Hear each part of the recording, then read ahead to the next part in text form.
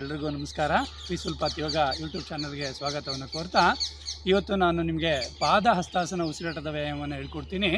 ಹೇಗೆ ಪಾದ ಹಸ್ತಾಸನ ಮಾಡಬೇಕು, ಅದರ ಪಾದಾಸನದ ಕೆಲವೊಂದು ಸಿಗ್ತಕ್ಕಂಥ ಉಪಯೋಗಗಳನ್ನು ಸಹ ಹೇಳ್ತೀನಿ. ಪಾದ ಹಸ್ತಾಸನ ಮಾಡೋದ್ರಿಂದ ನಮ್ಮ ಕಾಲುಗಳು ಸದೃಢಗೊಳ್ತವೆ ಮತ್ತು ನಮ್ಮ ಸೊಂಟ ಸದೃಢ ಆಗ್ತದೆ, ನಮ್ಮ ಕತ್ತಿನ ಭಾಗ ಸದೃಢ ಆಗ್ತದೆ. ಅದು ಹೇಗೆ ಮಾಡೋದು ಮಾಡ್ಕೊಳ್ತಾ ಬರೋಣ ಬನ್ನಿ. ಸಮಸ್ಥಿತಿಯಿಂದ ನೋಡಿ, ನಿಮ್ಮ ಎರಡು ಕಾಲುಗಳನ್ನು ಜೋಡಿಸ್ಕೊಳ್ಬೇಕು. ನಿಮ್ಮ ಎರಡು ಕೈಗಳನ್ನು ಮೇಲೆತ್ತಿ ನೋಡಿ, ಕೈಗಳನ್ನು ಸ್ಟ್ರೆಚ್ ಮಾಡ್ಕೊಳ್ಳಿ. ದೀರ್ಘವಾಗಿ ಉಸಿರನ್ನು ಪಡ್ಕೊಳ್ತು. ಒಂದು ಬಾರಿ ದೇಹವನ್ನು ಹಿಂದಕ್ಕೆ ಬಾಗಿಸೋಣ.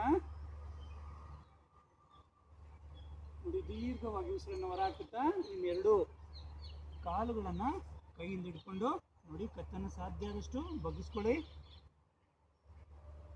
ಮತ್ತೆ ಇನ್ಹೇಲ್ ಡೀಪ್ಲಿ, ನೇರ ಬರಬೇಕು ದೇಹ. Exhale deeply, forward bending.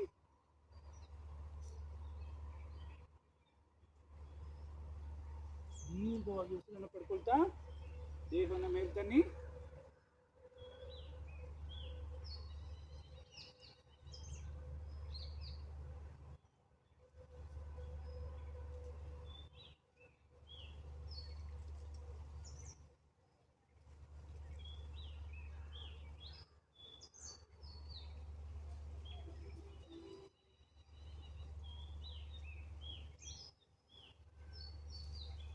ಹೀಗೆ ಪ್ರತಿದಿನ 10 ಬಾರಿ ಉಸಿರಾಟದ ಜೊತೆಗೆ ಪಾದ ಹಸ್ತಾಸನ ಉಸಿರಾಟದ ವ್ಯಾಯಾಮವನ್ನು ಮಾಡಿಕೊಳ್ತಾ ಕಾಲು ಮತ್ತು ದೇಹವನ್ನು ಸದೃಢಗೊಳಿಸೋಣ.